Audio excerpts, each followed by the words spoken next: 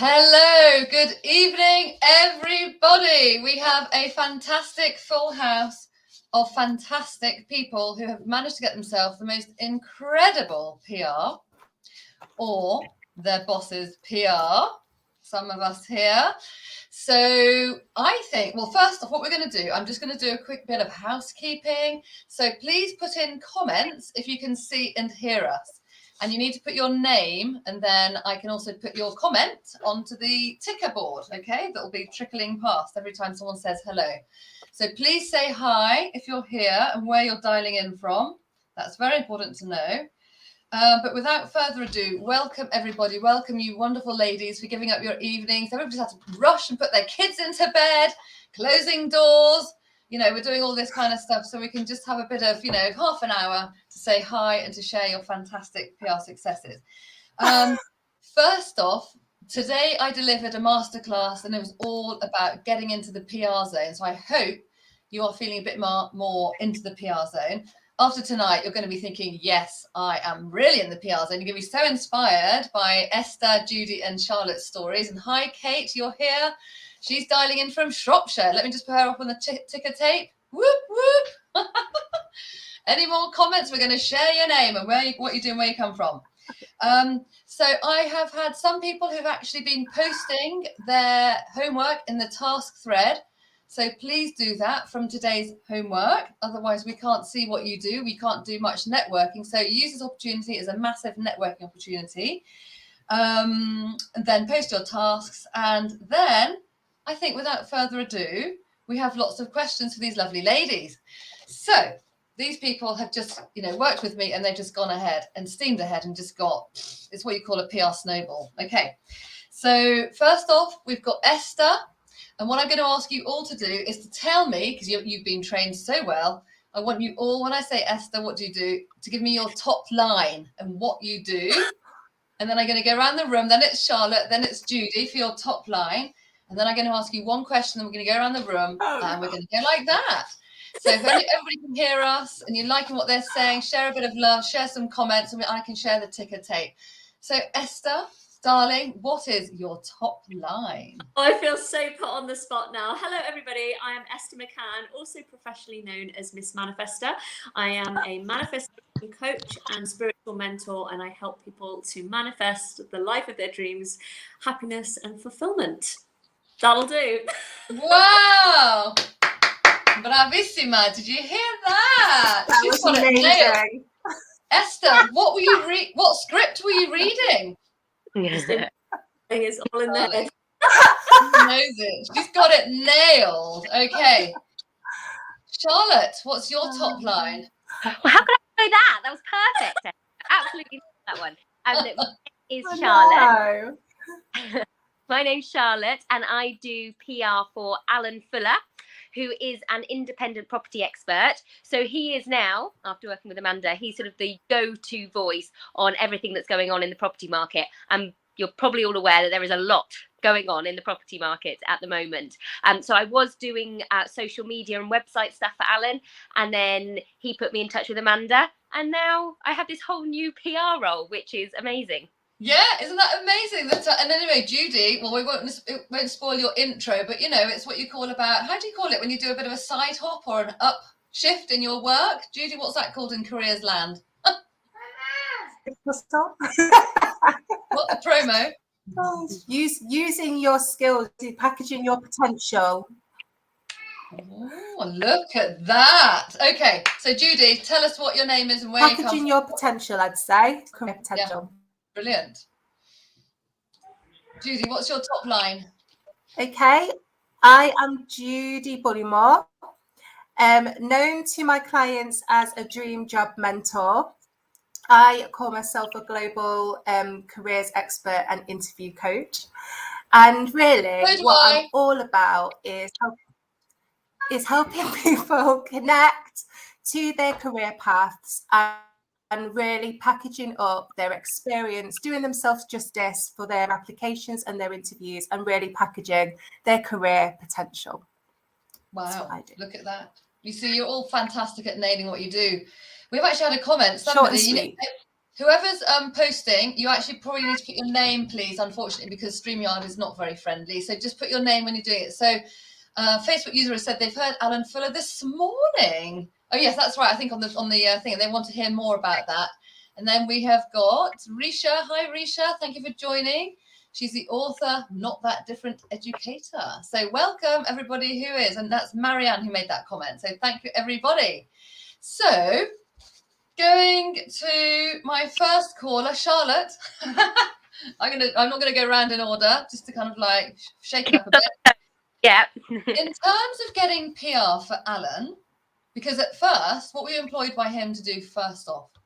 So I was employed by Alan to do his social media and his website stuff and a little bit of marketing stuff, but not PR, more sort of how can we reach more people.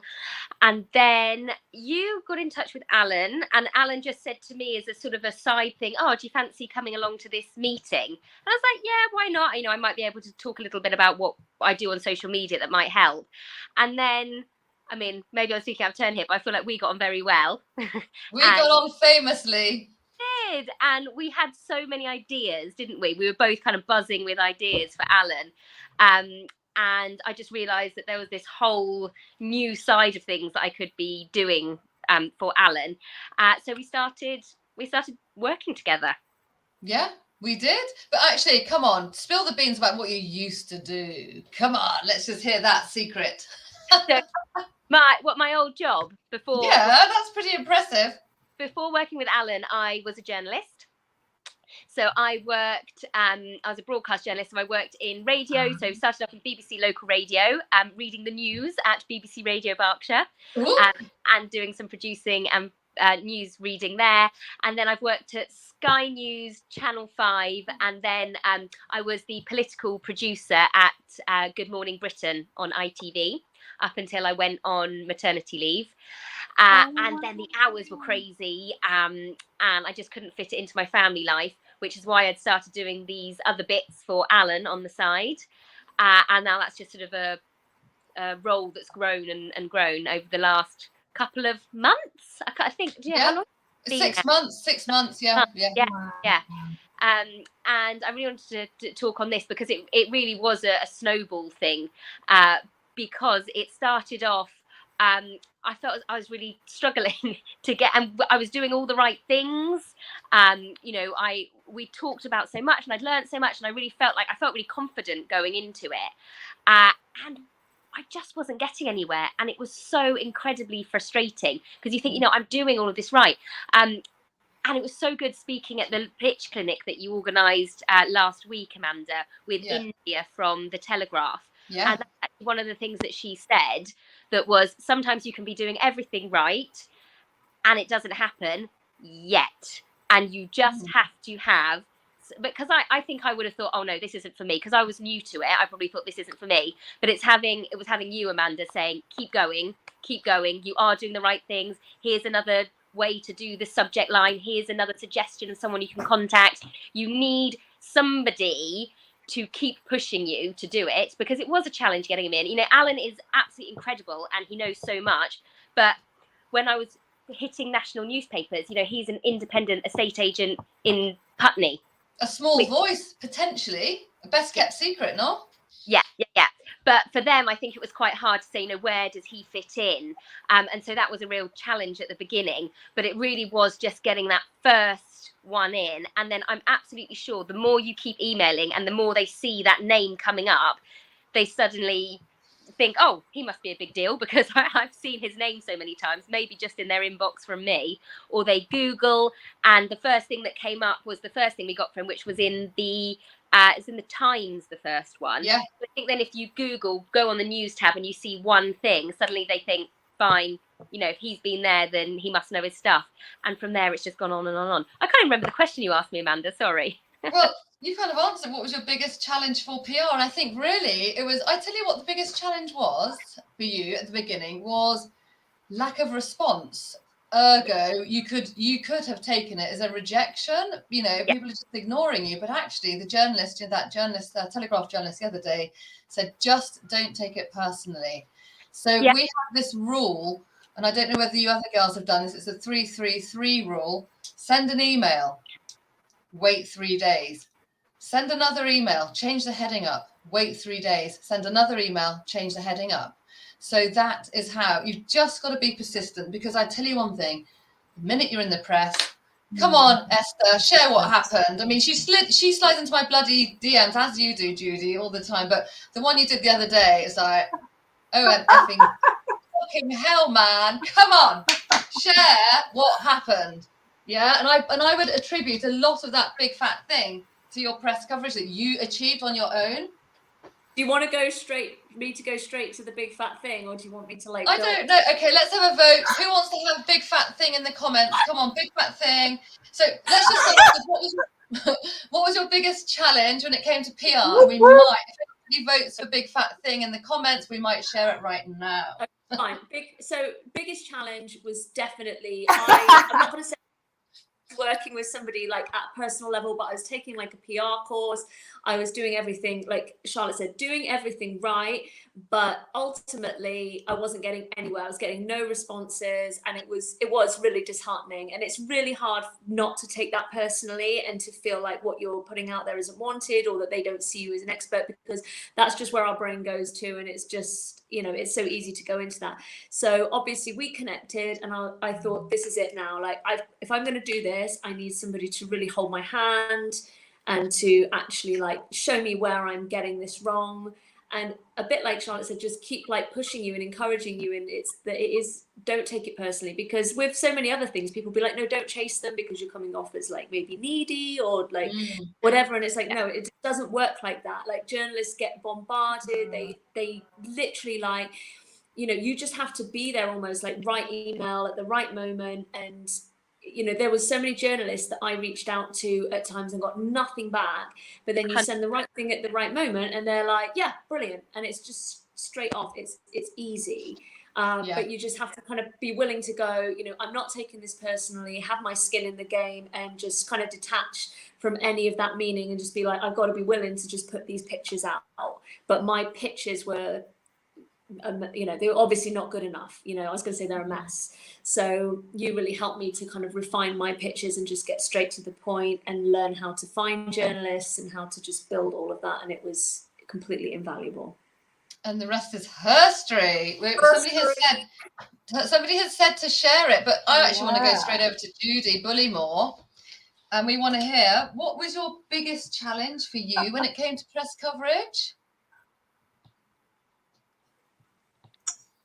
Oh, I think it was, for me, I felt as though my sector was very dominated by recruiters, because I was kind of carving myself out as an expert in kind of interviewing and the techniques for applying and interviewing. I noticed that most of the hints and tips were from big established recruiters, and I always had a problem with the way that they kind of share stuff.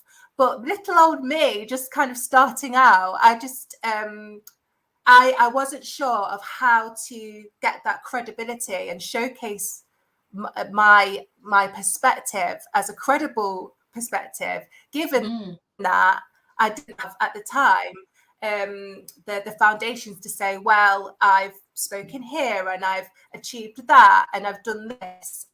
So for me, it was just lack of understanding of how it actually works, how to do it, and not having that kind of objective person. I'm used to doing it kind of with my clients, be able to go, oh, you're amazing in this area, and this is the angle that you can kind of showcase your greatness. But I didn't have that for me. And also I'm quite opinionated about so I needed somebody to kind of like challenge me and kind of bring the best out of me as well. So I needed a lot actually before I started. So that's why I'm so thankful to Amanda. Oh, but that's great. But it was that I was talking to somebody actually yesterday, and I think I might have said it this morning on the the masterclass, is that how many times do you actually listen to the radio, watch the telly, see experts being interviewed, and it's like, I should be there. And that's, I think, what you felt, Judy, and Charlotte. I get angry. I actually get angry. Yeah. I got really jealous. I had really bad jealousy issues. Yeah, people shout at the radio and go, "It should be me, Esther. You've got a few people who you let's say compete with or who are in your same space. Would you see them appearing, and doing their humble brag? Oh, I've just appeared on BBC, and it's like, I need to be there. I like to think I didn't get jealous, but it is that thing of just like, wow, like not being funny, but sometimes you hear the advice and you go, I could have probably like given some better advice than that, and it's like what. And I think that's the thing is when you know that what you know and you want to put that out there and you're so passionate about what you do, I say like take that and let it spur you on, because if you can, this is a quote from a book, so it's not my quote, but it can intimidate you or inspire you. So I think if someone else can get on the radio and they can do that, so can I. There's absolutely no reason why you can't do the same. Exactly, and everybody watching, everybody who's going to start doing their own PR, there's space for everybody. It's a big enough world that go there. Right. And also sometimes there's just like one expert who they wheel out all the time. The travel expert. Do you know what I mean? Simon Calder. Come on, there must be another travel expert in the world who can actually be wheeled out instead. And that was the same case for Alan, the property expert. Yeah. So yeah, it's true, isn't it? So Esther, what was your bit? Because I remember what your PR goal was, but actually it's been usurped by I think something else which happened. So come on, let's spill them beans. Do you remember the first one? It begins with a V. What begins? Do you remember? Huh? Oh, I know. Oh yeah. Okay. All right. Yeah. Okay. My overall. Come a bit closer to the mic. My overall goal was to take manifestation to the mainstream and to get like recognized press in like mainstream publications and mainstream outlets, because I think definitely once upon a time horoscopes and stuff, that was all very it was all woo woo and whatever. Horoscopes is massive now, like it is such a big thing, and I saw that kind of not a gap in the market, but I was like, I want to be that person that takes manifesting as a mainstream thing and brings it away from just the woo woo. We said like our little line was like manifestation is the new black or whatever we said. Yes, and that was my goal. To get mainstream things. Yeah, exactly. What was Alan's my biggest goal for Alan? Do you remember, Charlotte? You achieved it the other day. Moneybox Live was the big one. So we've had two absolutely huge ones in the last week. So Moneybox Live was the big one for you, and then Alan's goal for him was Panorama, and we got both last week. Oh my God! Amazing. Wow. It's incredible. So he was on Moneybox Live last week, and it was filmed last week, but Panorama will be on the week after next week. So yeah, I mean it really has been that that snowball effect, because Alan he hasn't changed in what he's offering. It's just knowing how to approach people. That's what's changed in the last 6 months. And it's just, knowing the right people to go to, how to find them, and the best way to approach them. Because the other thing that India said, those pitch clinics you do, by the way, I know I talk about them all the time, but they are just an absolute stroke of genius. I think will everyone know what they are, the pitch clinics, if I say pitch clinics? Yeah. Well, not everybody watching. So a pitch clinic, I do that with my VIP clients, and you have the opportunity to pitch to a hand-picked journalist who I have found and thought, wow, that'd be great, she'd be a great person, or he'd be a great person for my clients to pitch to. Because working with PR agencies, they always keep their journalists very close to their chest, that they don't share. And I love my clients to have the opportunity to talk to journalists. And so, because I remember when I was working and I employed a PR agency, they just didn't want me to speak to them, apart from that time when one day my PR agent was too busy. She goes, "Can you speak?" And I thought, that's exactly, if I ever ran a PR agency, that's exactly what I would do. I would let my clients speak and have practice talking, because you kind of think a journalist is on a high pedestal. They're really unapproachable and difficult to get hold of, and actually they're not. So so it was a pitch clinic. And she said in the pitch clinic, the journalist India from the Telegraph, she said that she won't always read every email, but she'll always read every subject line. And something that you really helped me with is getting the best subject line, getting in as much information, but making it catchy and making it stand out. And so that's something that I knew, and then really was kind of hammered home last week as well. Because I think that's what you've got to sell yourself, to get them to open it.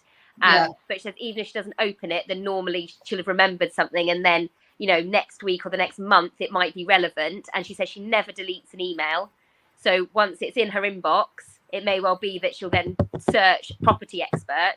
And that was the other thing you helped me with, actually, was framing Alan in the right way. So he wasn't a Putney estate agent, he's a leading property expert. And it was just kind of helping to build him up and frame him in the right way when approaching journalists as well. Exactly. And so what I've helped you do with Alan is actually what Judy helps her clients do. So we helped you to package Alan up. Yeah, it was a media friendly way. Judy does the same, don't you, Judy, with your clients to help them get their dream jobs? You help them pack. It's the peacock effect. Tell us about. No, is it called the peacock? It is, isn't it? Yeah, the peacock effect. Yeah, really just empowering people to use words that never underplay, that kind of showcase the best that they can that they've got. And that's based on I do a lot of personal branding with people in terms of their values and why and their passion, and as well as the expertise and the skills, and then together we kind of package it up. But trying to get people to step into saying, I am an expert, I specialize in these areas, it's kind of fundamental. But as I say, doing it for myself difficult because for me I feel like I have so many kind of strings to my bow, and I'm never sure kind of what angle to go. This is why it's so great to have that other person who's kind of objective and gives it real, like the real talk. I love that about Amanda, that you kind of go, well, try it this way. So yeah, it's kind of like the tools that I've techniques that I've kind of acquired, I've included in the way that I work with my clients as well. So it's been a great experience. That's fantastic. So what's been your biggest, so we've heard from Charlotte. Esther, what would you say? I mean, my PR snowball for you is this, but actually you've actually got about you can, what's it called? Up me on this one. So the PR snowball is this: you appeared in Glamour magazine about vision boards, and then suddenly BBC Radio decided to invite you into the studios to then do the vision boarding, because I think that journalist from BBC had read about you in Glamour. Wow. You can up me. You can rise. What's the word in it? In an auction when they rise to that. What's the expression? You can go one up on that one. So my biggest success now today is that I've been offered a book deal with Dorling Kindersley of Penguin Publishing House. Huh? Wow. I mean, bravo. That's incredible. Thank you. And then tell what happened about suddenly it was in your junk mail. It was quite funny because somebody had sent me a message and they said that they hadn't been able to do something or whatever, and I thought I probably should check the junk mail to see if they'd messaged me and I'd missed something.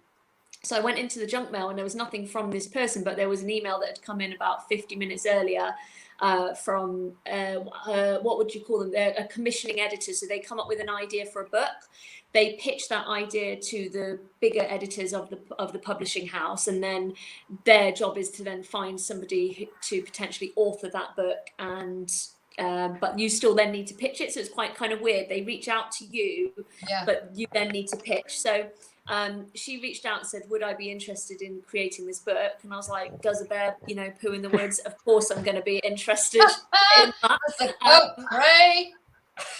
So I just jumped literally straight on a call with the person, and then on Monday I had to create the pitch, and then Friday after that, so a week after that, I had to pitch it to the big editors at the publishing house, and they said, yeah, we're going to do the offer, but then obviously you do have to wait around for stuff. But yeah, ultimately the best way I can describe it is it did come to me, but I am sure that my credibility and the branding and all of the things that I've been able to, like all of the articles, all of the things that I've done have given me that credibility that make me a good candidate to write this book. Because they said that, you know, they'd watch me on YouTube. Well, I'm sorry, you know, there's many other people on YouTube that they could have chosen, but I am sure that me having all of this PR to back up my credibility and brand is, you know, very largely responsible for why I was chosen. Which is such a fantastic success story. So happy for you. Yeah, it's I'm amazing. amazing. You know, my daughter's doing her GCSE mocks right now, and she came home and she said, "Mum, do you recognise this voice? I've been listening to this every morning before I take my GCSEs." And I heard the voice, Esther's voice, going, "So," I don't want to say what you're saying. I am going to do really well in my exams. I am powerful. I am confident, and all the rest of it. And, you know, Esther shares so much goodness and really great manifestation videos on YouTube. So, of course, I've also seen your fantastic work. But it was such a coincidence. I literally got Nina to do a little testimonial to Esther to say thank you. So maybe we might get her to go live, or not live, but, you know, we'll do a proper recording so you can share it. But it's really, really, really, really great.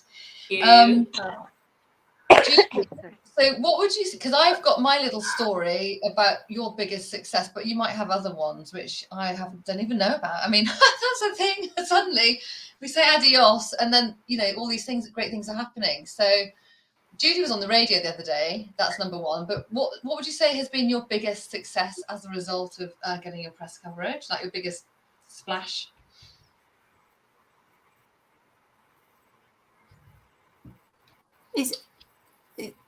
Sorry, is it my turn? Yes, your turn. It was just, what was your biggest splash? I know there's a bit of a delay on the line.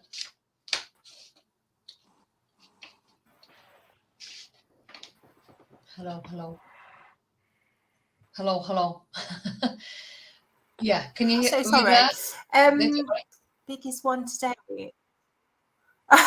So, I really enjoyed being on Knots TV. One of my personal goals is to be on TV, and it's still a work in progress. I still want to be on like the One Show or something. But earlier this year, I was on. I felt as though that was like my warm up. I needed to do that for when the time comes.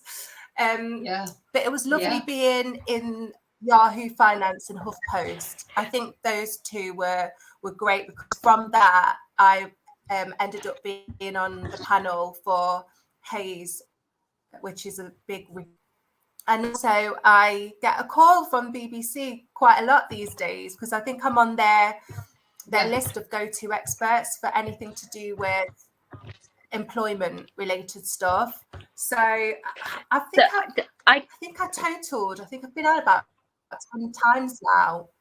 Really? What, on BBC 10 times? Oh, amazing. On radio. Yeah.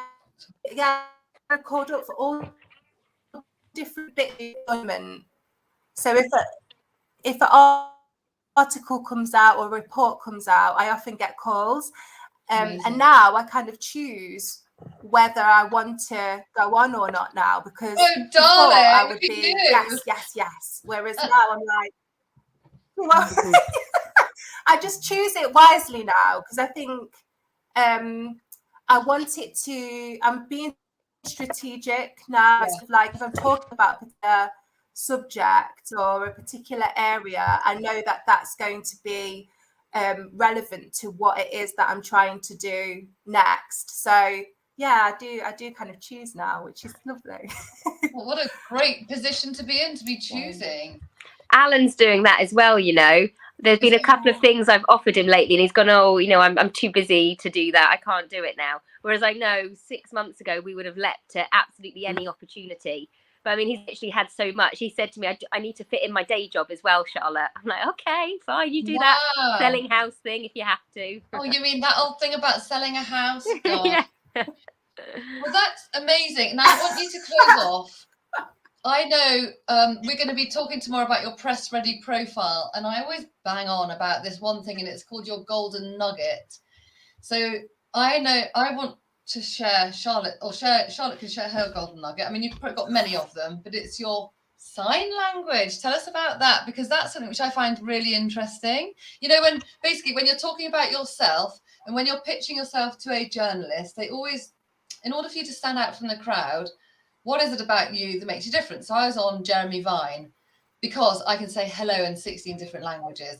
I've been in the press because of my leopard print wearing. I've been in the press because of my wild swimming. So those are all golden nuggets, things which make you slightly quirky, slightly different, or stand out from the crowd. So tell us about your sign language, because I think that's amazing. Can you speak in sign language as you're doing it? So I know sign language. My sister, Amelia, was born deaf. So I grew up in a signing family. And so now I've helped my 2 children to know sign language too. So from right when they were babies, they've been signing. Their first sign was the sign for milk. You can teach them milk and food and mummy and daddy, and because they can sign before they can talk. And so I just love sign language. Just love it.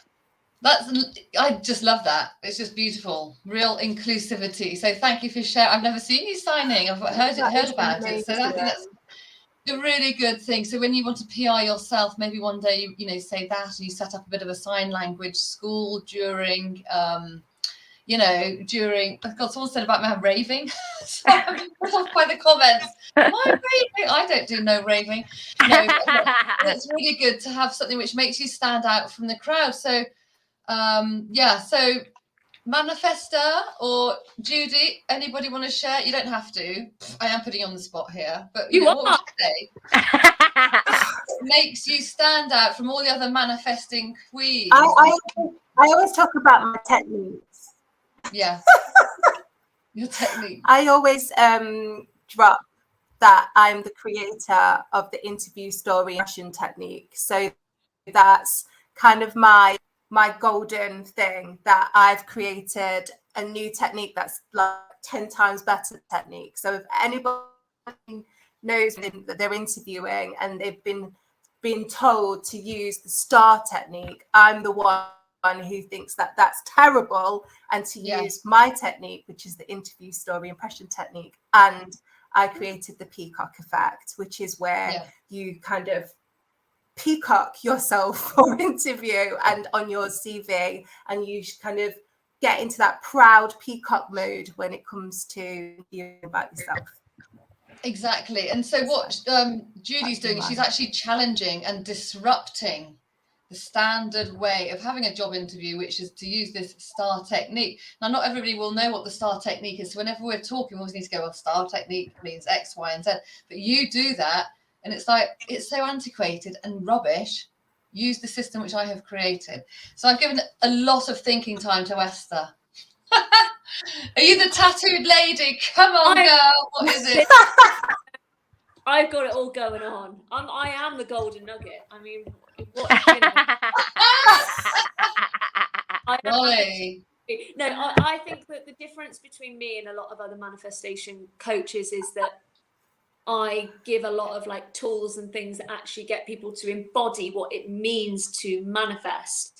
Whereas there's a lot of other things out there, which is just, it's all well and good to say, here's a magic wand, wave, do some, technique and stuff, but it's a lifestyle. And I think I tend to disrupt things in that way, because a lot of people will they do just want the instant kind of quick fix and the magic and the woo, but I give them the things to actually that really get them to change who they are at a core level. So I think sometimes people don't always like the way I I think people like it, but at the same time, some people are like, oh, this doesn't sound very, you know, woo-woo and exciting, because it's real. This is real life. Like, you have to make this your real life. And I think that's what got me my book deal, is that they said I'm very down to earth.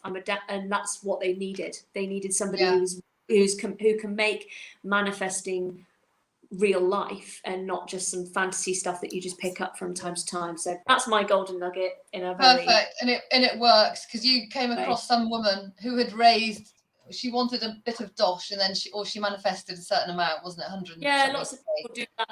Yeah, they do it all the time. Just what, you know, and it doesn't have to be as hard as you make it out to be in your head. Yeah, look at that. Someone's saying manifesting is real life manifesting. So I'm going to say a huge thank you to everybody, you lovely ladies, for giving up your evening to come on here and share your successes. And you never know, there might be somebody needing any of your services. So smile and dial, bit of networking, bit of, you know, catch me on the line. Hey, why don't you share your Instagram handles, Esther? It is at Miss Manifester. So Manifester is spelled Manifesther. Perfect. Thank you very much. Oh, somebody's saying thank you very much about hitting the headlines. And Judy, how do we get in touch with you? I'm very active on LinkedIn. If anybody is on there, Judy Bullimore, Dream Job Coach. And also I've started an Instagram, but it's not like huge yet. It's Package Your Potential. So that's kind of my two at the moment. But LinkedIn is kind of place for me. And Charlotte, is it alanfuller.com? I was going to say I'm at alanfuller149 on Twitter. If you're into property use, but if you're into signing, signing, I do have a sign language account, just as a side thing. I know this is. I want to know this. It's at Etty Betty Baby. At what? Etty, ETTIE, and then Betty, BETTY, Baby, BABY, Etty Betty Baby, and that's where I teach sign language. Oh, cute. Well, thank you. Oh, thank you. Well done. Well done. Thank you. It's been amazing. It has. Thank you for joining us tonight. I've really loved it. I wish we were all together. We could go down the pub now. But I know, it'd be fun, wouldn't it? It would. We'll have to do it one day, an in-person event. We will have to do it one day. Maybe we need to do a Christmas drink. So listen, everybody. What'd you say? Yeah, I think Judy's saying let's do it. I'd love to meet up with you guys. All right. Please. Hey, Judy. That'd be the highlight of my life. Okay, I'm going to make a proposal. Christmas party. We need to fix a date. But I met Judy in Bounce because Judy was up for an award. So why don't we get it's a ping pong place and it's in Holborn. I forgot that. Let's do that for a bit of a crazy thing. Yes. That was great. Let's organise that. So everybody, you need to go and watch EastEnders or whatever. Oh, somebody loves that place. Yes, I'm desperate to go back to that place. I'm going to take the tablets off my children.